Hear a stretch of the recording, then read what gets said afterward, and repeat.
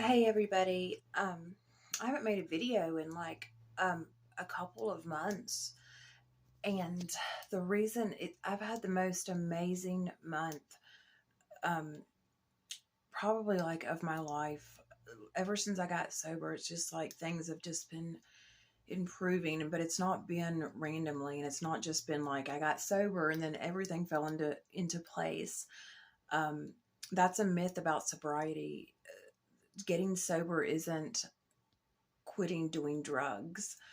um, it's it's discovering and finding a remedy to what led you to have to escape yourself every second of every day. What was missing in your life that like you could not be present, and that's really the question that I've been trying to answer since 2018, like hardcore since 2019. I've been trying to answer why I was always um, just frantically uncomfortable in cognizant reality, like my body, mind, and heart and soul. I was extremely uncomfortable. It was just like I couldn't stand to be moving about the world. I used to say my favorite time of day was when I was asleep. Like dreams were my favorite part of the day. I guess that could be called like depression. I used to think that a lot when I was a teenager. But anyway, I've been trying to be present, um, and be okay being present, understanding why I was so uncomfortable. Like, like I said, like being in my body and my mind and just like speaking, and interacting with people, like over the phone, paying a bill, responding to comments on YouTube. Like I can feel this frenzy of nerves, and I've had people say it's this and it's that. Some people say, have commented that it's like the bipolar or the borderline. Some people have said it's the autism, and some people have said, well, it's just you're just like and who knows, right? Who knows why it's like existing is difficult. So I've been working on being present. I got married at the beach. I was there for a week. It was the most amazing vacation I've ever had in my life. Like I soaked up every moment, like in the sand and like the sound of the ocean. I just like tried to absorb it into my pores. I went to see Tool at the first week of November, which was a true lifelong goal.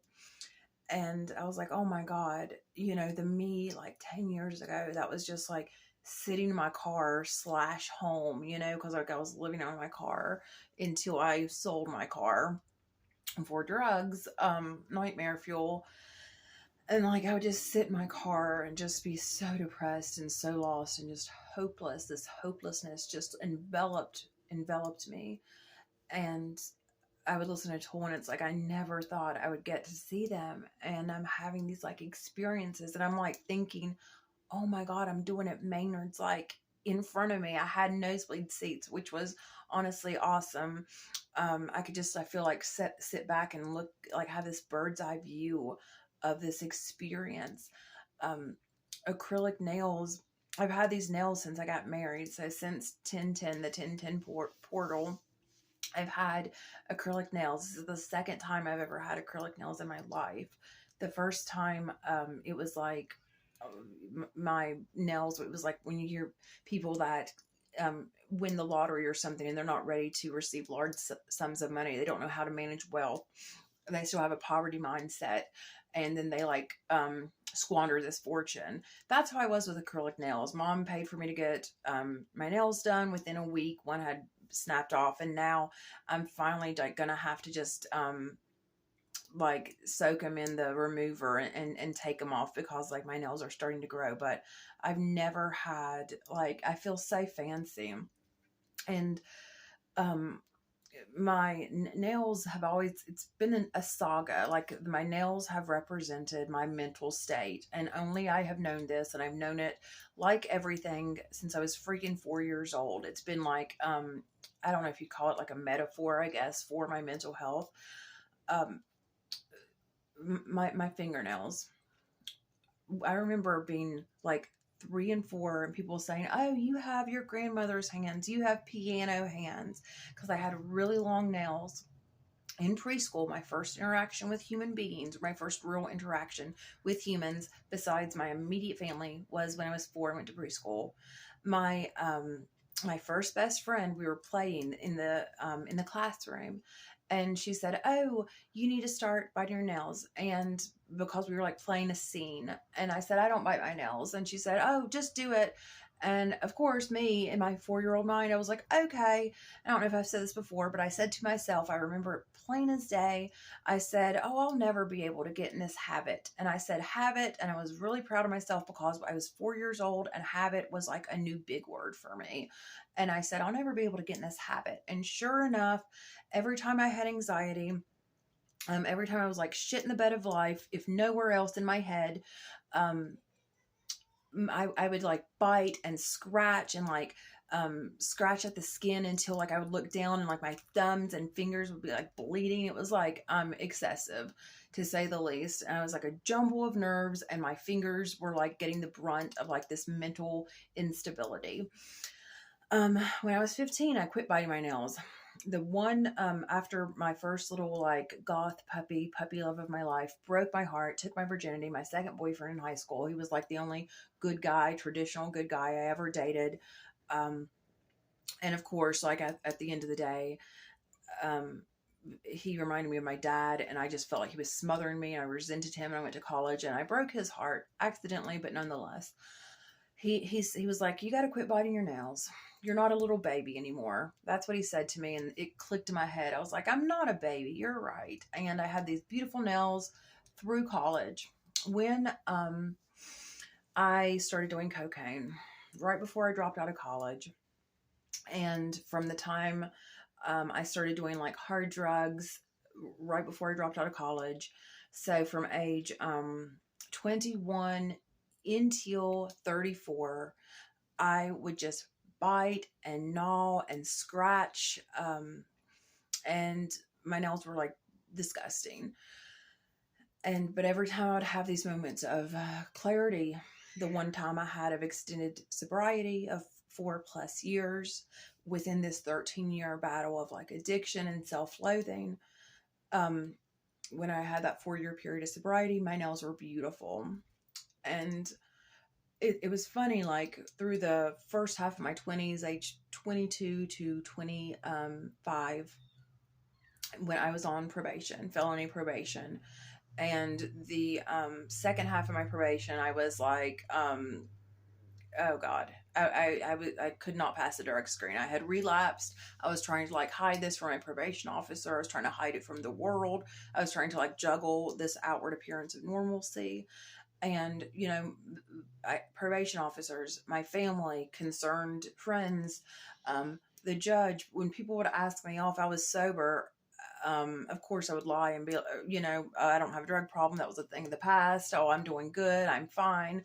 All the acronyms for that are lies. But, I would always like look at my mangled hands, and I was like, oh man, this is proof. Like if no one else knew that you could look at my hands and tell, if I was stable mentally or not. And now, like, it's such a small thing too. Such a small thing, but at the same time, it's everything. Now I've had like nails on, like professionally done nails, for like this milestone in my life, and I've been able to keep them on, these 10 like manicured nails, and I got a pedicure for the first time. And I have to like make the conscious decision to take them off because they finally like grown so much. And it's just like, my hands have been through so much, and my mind has been through so much. I'm finally at this place of presence to where it's like, damn it, I'm worthy of acrylic nails. I'm worthy of getting a pedicure, for the first time in life. And it's like, oh God. Summary, I didn't mean to rant about my nails. I have like a lot of opinions that I think I'm just going to have to start saying, because I'm like telling myself, what would Hunter S. Thompson do? He was anti-war. What would Kurt Cobain, like my favorite, there goes my hero. I understand what Dave Grohl meant with being kind of bitter, because it wasn't Kurt's fault, but like, like I've said, that jealousy kind of of the past, that celebrities and dead celebrity addicts, like they're just eternally loved, despite their addiction, and like in spite of their addiction, and because of their addiction, they're eternally loved. And I was always like, why can't us lovely little impoverished addicts get that, just an ounce of that grace? But I was like, what would Kurt Cobain do? What would Hunter S. Thompson do with this state of things? Like I wonder like how these famous people who were, very much for, it was easy to be anti-war and for gay rights. I would know because I was in the late 90s and early 2000s. It was easy to be like, yeah, of course, I'm like fighting this good fight and I'm on the side of righteousness. It was easy to think that and believe it, because we didn't know any better. Some of us did, most of us did not. I certainly did not, and I'm just like, what would they say now? Now that like the cat's out of the bag, it's not just the Bush family or the Republicans that are pro-war. Like, holy shit, they're all pro-war. Would they just be going along with the talking points? Would they just be like my friend, I saw her. We actually had a reunion from college, a friend from college, and then we kind of also had a falling out. We've drifted apart, and she is still amazing seeing her. We met back up after many years of not talking. We had a really great visit, but she, last time we saw each other, we were both using inactive addiction, and just like, of course, blue no matter who Democrats. And she said somehow Ukraine came up, and she said she went on this, like, honestly, it was like a 5-6 minute spiel and rant of I'm sure points I didn't really like know what she was talking about. I wasn't like, oh, let me fact check your info. I mean, I believe she was accurate about why this is good and why this is important and why we have to stand with Ukraine. And at the end of this, like, and here's my point for why we have to be on this side of righteousness, and why I'm not a hypocrite for being pro-war, because blah blah blah blah blah, points A through Z. And she ended it, icing on the cake, with, well, Zelensky, he's a freedom fighter, quote unquote. Zelensky is a freedom fighter. And to these myriad points, I was just like, yeah, I've kind of just, my position on it is I'm just kind of like anti-war these days. And she was like, oh, no, you don't understand. Zelensky's a freedom fighter. I'm like, yeah, but it's a war. It's an endless war. It's not, I don't want to be involved. I know that sounds like mean, maybe. It's not. I feel like it's kind of the opposite, but I just have to take a hard stance. And if you can justify one war, if you can justify an exception to war, then you can justify an exception to everything. Thus you are a hypocrite. I have to stand on these principles. I didn't say the thus you are a hypocrite part, but I was like just explaining my stance. I said, yeah, so I just have to be like, a hard line. I'm anti-war, so I don't support any of these wars. And I feel like that's pretty important. And she was kind of like taken aback. And she's like, oh, yeah, well, that is an argument, that it's just kind of a, how are we going to win this thing? We can't. Whoopsie daisy. It'll just keep funneling this money. I was like, yeah, it just seems like really sketchy. And then we moved along. But the point is like, I'm like, man, shit's a changing, and part of this time, I'm taking this time from like posting. I'm really trying to, I could feel that some things were off, and it's always going to be a journey. But I'm just really trying to be present. I'm trying to stand on my principles. I'm trying to just create the life I want. And the only way We might win, we might lose. As humans, we might win at the game of life, or lose, you know. We might be happy or miserable, but the only way we have a chance at winning, the only way we have a chance to be happy, the only way we have a chance to be able to have beautiful acrylic nails for 1 month and counting, is if we just follow our true North Star, like our heart, and just live a life of authenticity and have faith in ourselves. You know, we have to be that second coming for ourselves. You know, no one can live our lives correctly except for us. So we have to try, you know. We have to try and have faith in ourselves that if we are following this path of authenticity, um, it has to work out. Maybe it won't be the way we envision it, but it will work out. And you know, we will not be happy at the end of the day if we are not living for our heart and for our soul, and just creating a life that lights our hearts up, you know. um, no addict dies happy. Not, it doesn't matter if they're rich or if they're celebrated or loved. No addict, I mean, unless you're a sociopath, and that's a whole different thing, and then you're not really happy. Just there's your difference.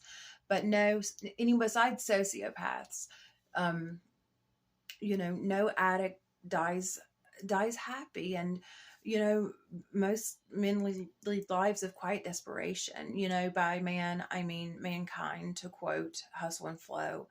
But I just refuse to lead a life of quiet or loud desperation anymore. So I'm working on it. Y'all have a good night.